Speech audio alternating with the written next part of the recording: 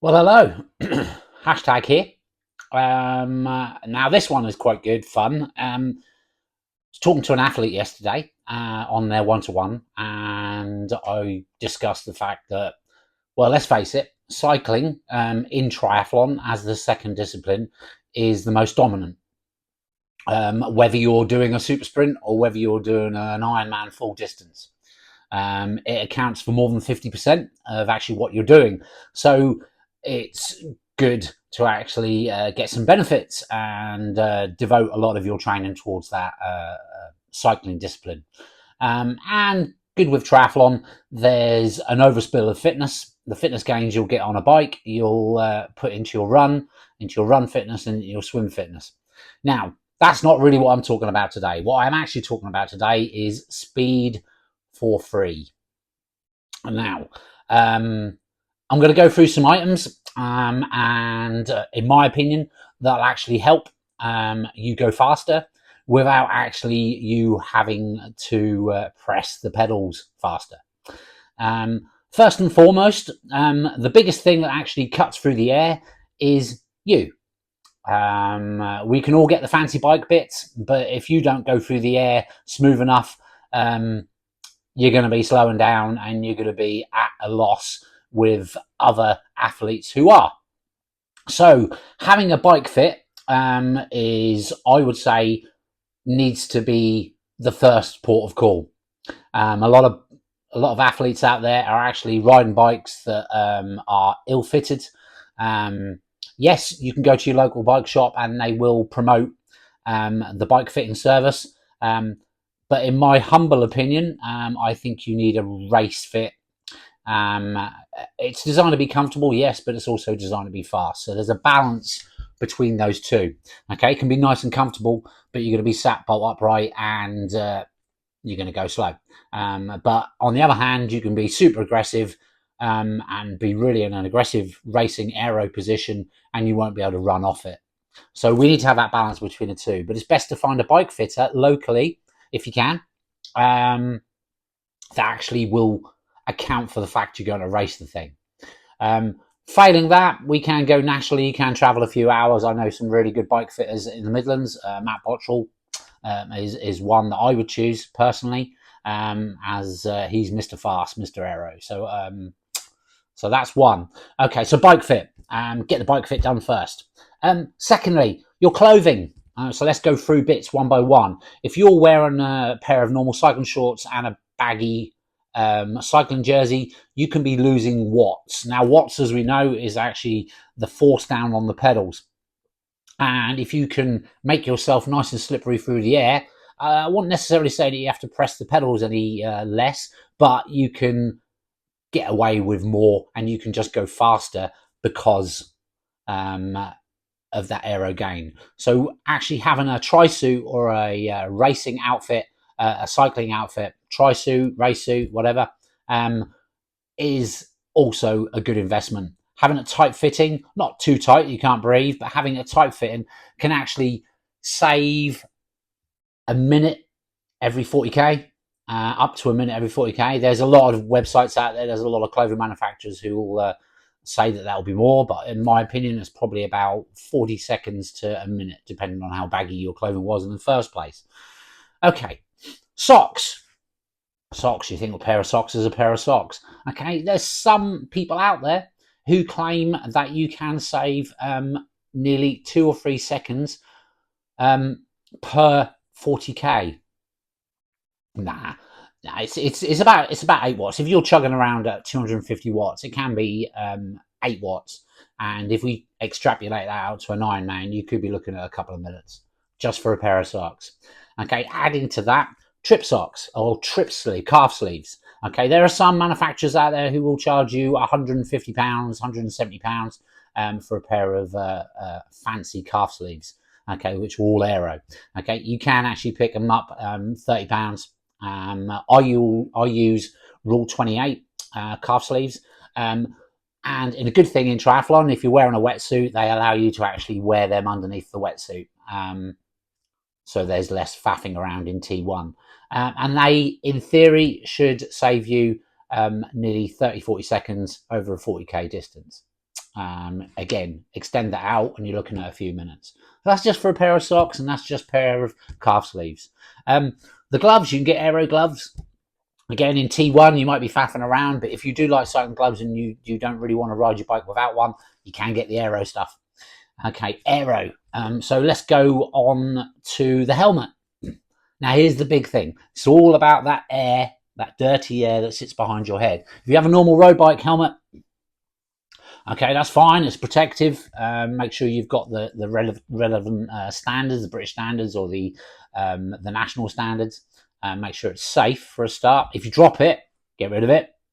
Okay, it's just like any other hat. And most helmets have a half-life of anywhere between 3 and 5 years. So if you had your bike helmet for a long period of time, you need to get a new one, unfortunately.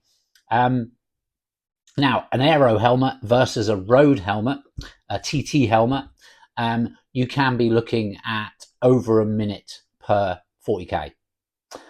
You can be looking at 90 seconds. Some will claim 90 seconds. So over a Ironman distance, that's quite a few minutes.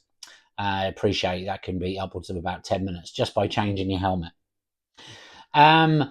So we've done the clothing, I suppose. The next best thing, tri bars.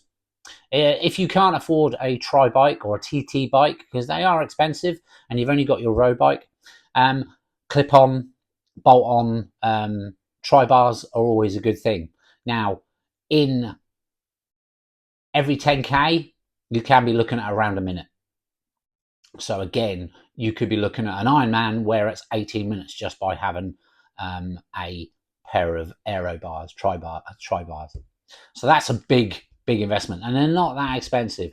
Although some manufacturers, as I was talking to my athlete yesterday, have changed the handlebar design to a flat handlebar design to make them aero. But then you want to put a pair of clip-on aero bars, you have to buy the adapter, which is a stupid amount of money, and then you have to buy the tri bars, so it becomes quite expensive.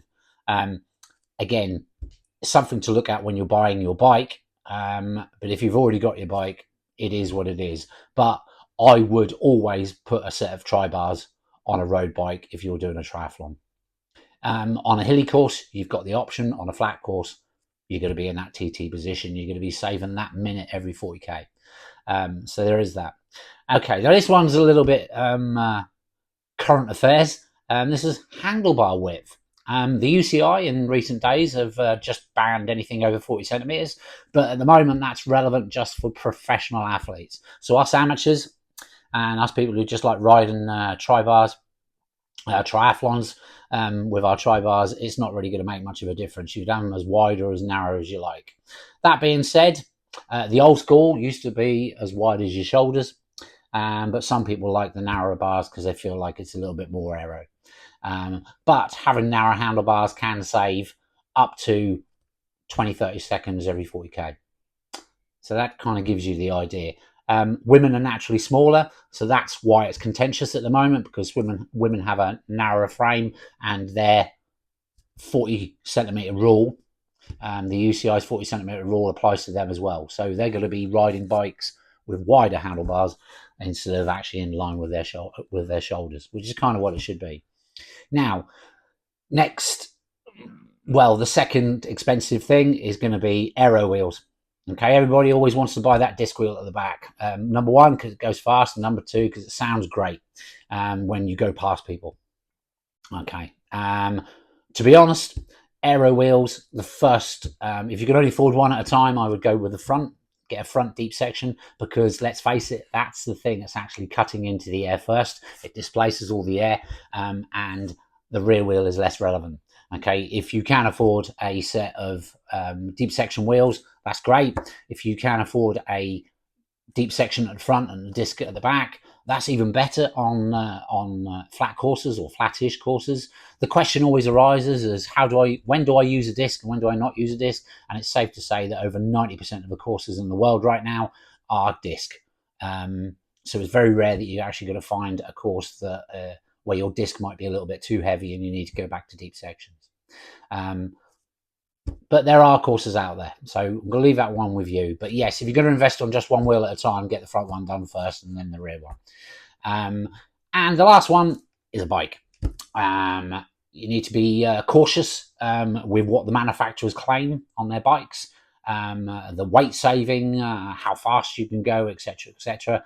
I would always recommend doing a road test. I would always recommend going to a local bike shop and actually trying out the bike you're going to ride, because there's no point in ordering it from 2,000 miles away. It comes in a box, you put it all together, and it doesn't really fit and it doesn't feel right. So I would always say go to a local bike shop and get that bike test. Yes, going back to the original point, they'll probably try and get you to do a bike fit as well on that particular bike, and as long as they're race fits, as I call them, then you're on a winner. So yes, that's about it. Speed for free. It's not necessarily free because you have to buy the kit, but it's in ascending order. That's the cheapest way and the easiest way that you're going to go fast. Now, if you put those all together, you can see that over an Ironman distance, you could be looking at 25-30 minutes just by being aero and being slippery with the right choice of kit.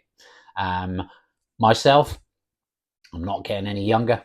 I'm definitely getting older, and I've got people who are half my age and half my weight trying to hand it to me on a Sunday morning time trial. So I use a lot of these aids. I use a lot of these aero kit ideas so I can be much more slippery in the wind. And even with, some of you might know me personally, even with a gammy leg, I am actually PRing lifetime PRs at various distances at the moment. So it all helps. If you have any questions regarding this video, be sure to put it on the YouTube and I will comment. I will reply as best I can. If this is on Instagram, then just DM me. And if it's on Facebook, obviously just message me. But if you know me personally, send me a message and I'm happy to answer and signpost you to where you can get this kit to make you a faster cyclist. Okay, that's it for me. Ciao, ciao. Let's crack on.